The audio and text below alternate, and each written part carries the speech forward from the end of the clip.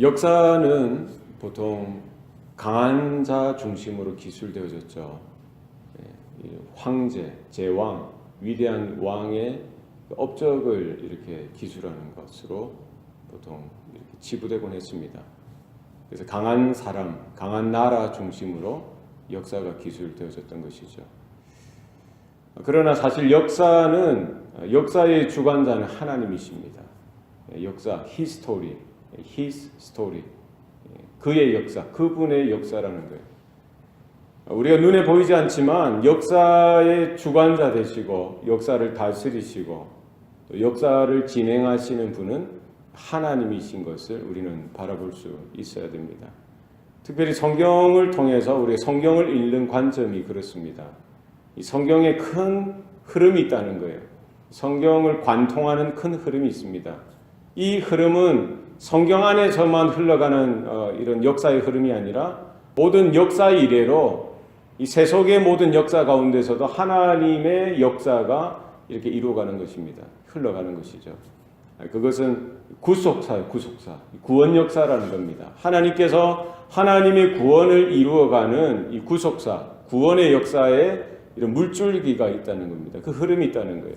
그래서 하나님께서 시대마다 하나님은 하나님의 사람을 이렇게 선택하시고 준비하시고 부르셔서 그 사람들을 통해서 하나님은 하나님의 일들을 해나가시는 것을 볼 수가 있습니다. 그래서 우리가 성경을 바라보는 관점, 이런 하나님의 구속사, 하나님의 구원 역사, 하나님께서 이 모든 역사의 배후에 계시고 그 역사를 주관하시고 하나님께서 하나님의 택한 자녀들, 택한 백성들을 불러주시고 그들의 삶을 통해서 하나님의 구원을 이루어 가신다는 사실을 우리는 바라볼 수 있어야 됩니다. 그래서 오늘날 현대에 이루어지는 모든 역사, 이런 시간이 흘러가면서 되어지는 모든 사건과 나라나 민족이나 이런 상황들을 바라보면서 우리는 여전히 이와 같은 구원 역사, 하나님의 구속사의 관점으로 하나님께서 이 모든 세속 역사 가운데서도 하나님이 주인 되시고 종국에 가서는, 마지막에 가서는 이 모든 역사를 마무리하시고 완수하시는 일들이 나타날 것입니다. 그 일은 언제 나타납니까? 예수 그리스도의 재림을 통해서 모든 역사가 종료되어지고 종결되어진다는 사실을 우리는 바라볼 수가 있어야 하는 것입니다. 오늘 본문 여호수아 1장을 보면은 우리는 다시 확인하는 거예요. 사람이 역사의 중심이 될 수 없다는 겁니다. 사람이 역사의 주인이 될 수 없다는 겁니다. 결국 하나님께서 그 사람을 세우시고 하나님의 사람들을 붙들어 사용하신다는 사실을 우리는 발견할 수가 있습니다. 여호수아 1장 1절 말씀에 여호와의 종 모세가 죽은 후에 여호와께서 모세의 수종자 눈의 아들 여호수아에게 말씀하여 이르시되, 모세도 위대한 사람이었고요, 위대한 지도자였습니다. 그러나 그가 이렇게 역사 가운데 이름을 낼 수 있고 또 역사 가운데 이렇게 그의 여러 가지 삶이나 사역을 통해서 어떤 영향력을 드러내고 공헌을 할 수 있었던 것은 하나님께서 정해주신 그 시간 동안, 그 시대 가운데에 한정되어져 있는 것입니다. 모세가 아무리 위대하고 탁월하다고 해도 그 범위나 그 한계를 뛰어넘을 수가 없는 것이죠. 하나님께서 정해주신 그 인생, 하나님께서 정해주신 그 시간, 그 시대 가운데서만 그가 활약하고 활동하고 헌신하고 이렇게 쓰임 받는 것이죠. 그렇습니다. 모세는 이스라엘 민족, 그들이 애굽에서 종되었던 그 자리에서 건져내는 것, 출애굽하는 그 순간부터 해서 광야 40년 동안 그들을 인도하고 그들과 함께하고 그들을 섬기는 그 시간 동안 하나님은 모세를 사용하셨고 모세는 그 하나님의 손길에 쓰임받았다는 사실을 우리는 기억해야 됩니다. 때가 되면은 떠나가는 겁니다. 때가 되면은 그 역사의 무대에서 쓸쓸히 이렇게 사라지게 되어져 있는 것입니다. 그 자리에 모세가 떠난 그 자리에 하나님은 또 다른 지도자 여호수아를 세워 주셨던 것입니다. 여호수아는 우리는 알 수 없지만 어느 순간부터 모세의 시종으로 준비되어졌던 것이죠. 모세의 시종으로. 그도 이렇게 출애굽하면서 홍해를 건널 때 그 자리에 있었어요. 늘 언제나 모세와 함께 다니면서 모세를 보고 배웠던 것입니다. 모세를 바라보면서 또 다른 지도자로, 차기 지도자로 준비되어졌던 것입니다.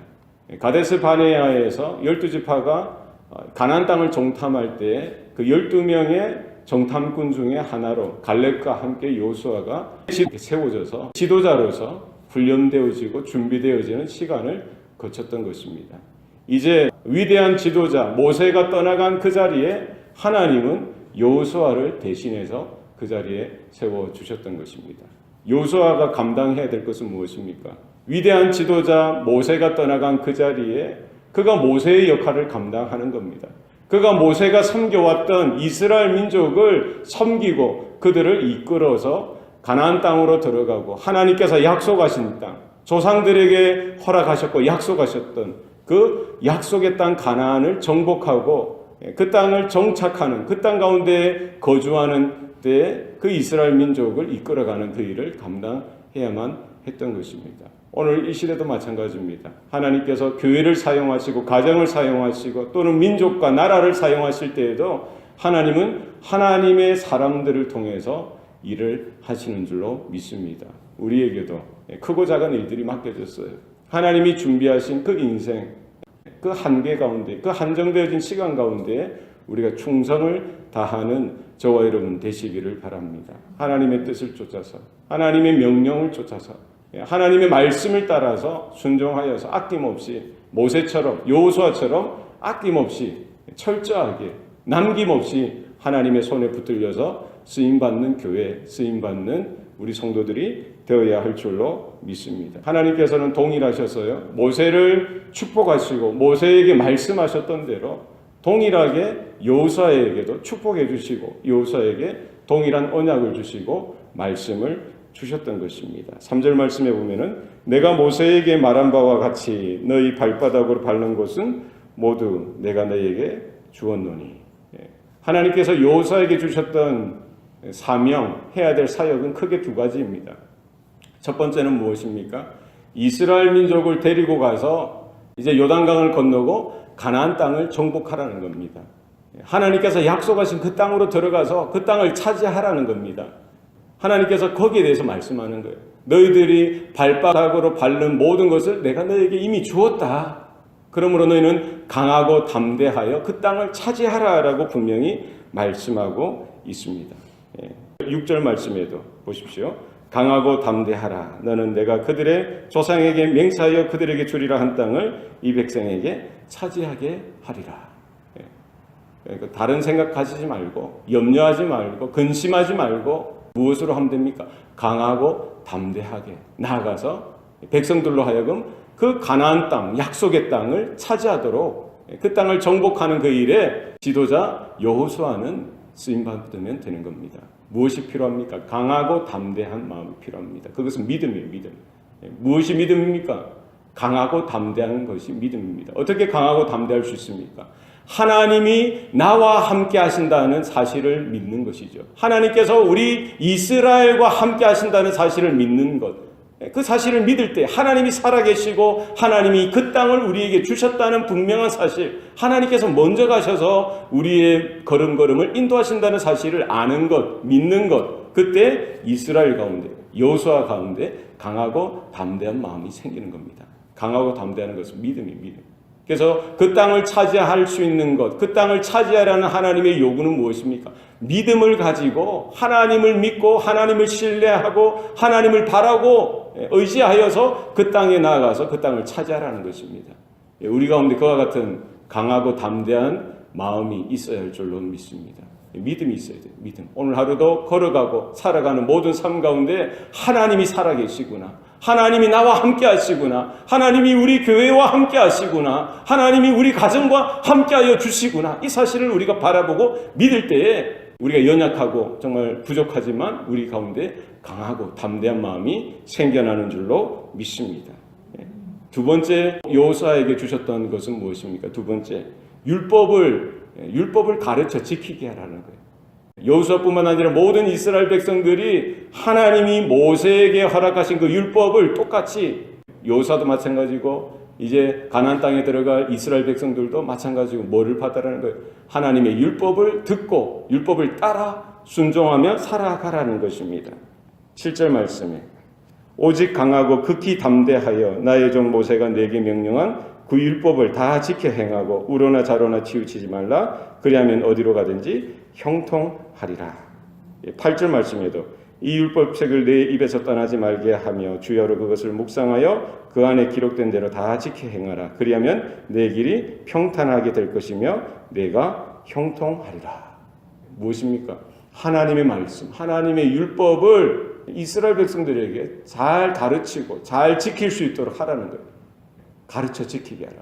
하나님의 말씀을 우리가 배우고 듣고 또 우리 자녀들에게 가르치고 교회에 가르치고 또 지키게 하는데 거기에도 뭐가 필요하다는 겁니까? 오늘 본문에 보면은 강하고 담대하게 하라는 거예요. 땅을 차지하는 것도 강하고 담대하게 하라는 거예요. 믿음으로 하라는 겁니다. 똑같이 하나님이 명령하신 율법을 따라 살아가는 삶도 뭐가 있어야 되는 거예요? 강하고 담대한 게 있어야 돼요. 어떻게 이것도 여기 더 강조했죠. 땅을 차지하는 것보다 율법을 지키고 행하는 것이 더 많은 믿음이 필요하다는 거예요. 오늘 본문에 보면 오직 강하고 극히 담대하라는 거예요. 땅을 차지하는 것도 하나님을 믿고 강하고 담대하여서 그 땅을 차지해야 되고요. 율법을 듣고 율법을 지키는 것은 더 큰 믿음이 요구되어지는 거예요.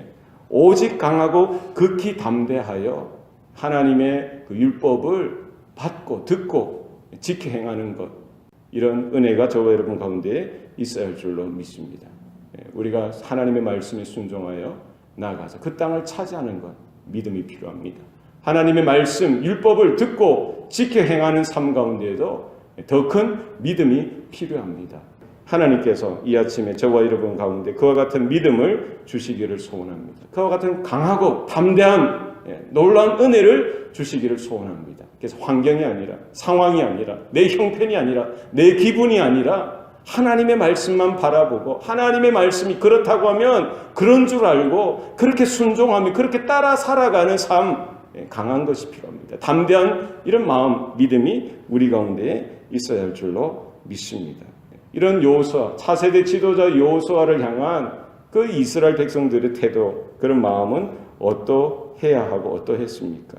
16절 말씀해 보십시오. 16절.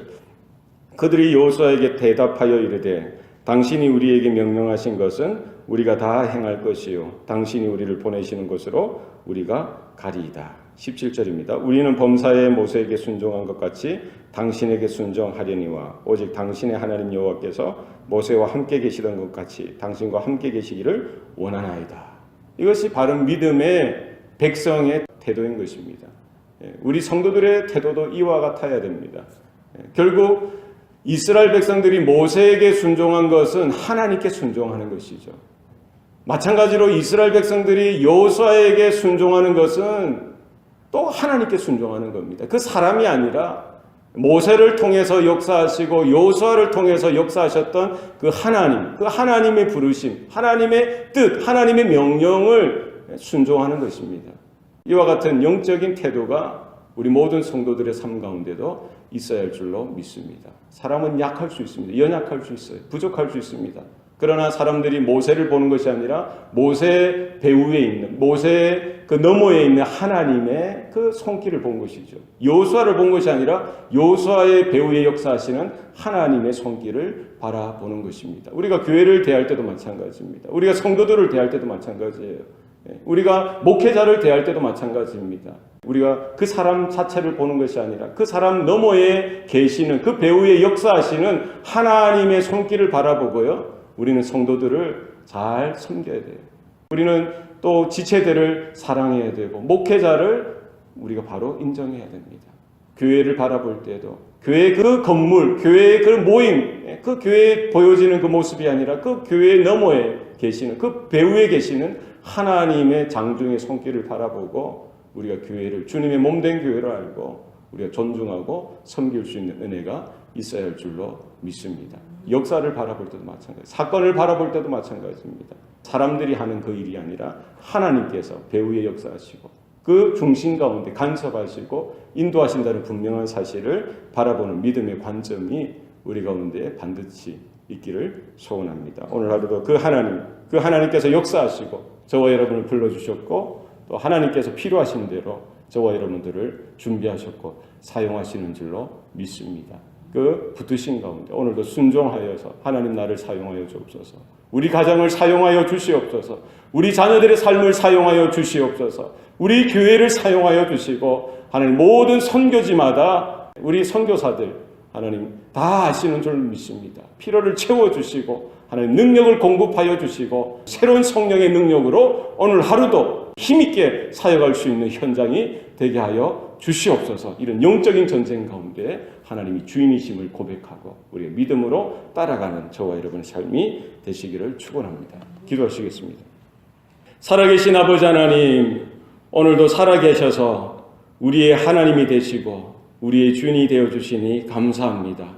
모세를 불러주시고 여호수아를 불러주시고 또 이스라엘 백성들을 불러주셔서 하나님의 백성 삼아주시고 하나님의 사람으로 삼아주셨던 것을 우리가 바라봅니다. 하나님 이 시대에 또 사랑하는 우리 형제자매들 또 주님의 몸된 교회로 불러주셨사오니 감사합니다. 하나님의 동일한 그 부르심 앞에 하나님이 우리 교회의 주인 되시고 우리 가정의 주인 되시고 우리 모든 성도들의 삶의 주인 되심을 오늘도 고백하게 하여 주시옵소서. 이 모든 크고 작은 역사 가운데 역사의 주관자 되시고 역사의 주인 되시는 하나님의 손길을 바라보며 우리가 하나님의 음성과 하나님의 말씀 가운데 듣고 순종할 수 있도록 도와주시옵소서. 가라고 하셨사온데 사명을 가지고 가서 땅끝까지 이르러 주님 제자 삼는 그 일에 우리 교회가 우리 모든 성도들이 쓰임받게 하여 주셔서 우리가 발바닥으로 밟는 곳마다 하나님의 나라가 임하게 하여 주시옵소서. 주님의 몸된 교회가 더욱더 확장되어지고 든든하게 세워져가는 그 일에 우리 모든 성도들 우리 모든 자녀들이 온전하게 쓰임받을 수 있도록 하나님 도와주시옵소서. 강하라고 하셨고 담대하라고 하셨는데 우리에게 그와 같은 믿음으로 충만한 하루가 되도록 주장하시고 붙들어 주시옵소서. 감사하고 예수님 이름으로 기도합니다. 아멘.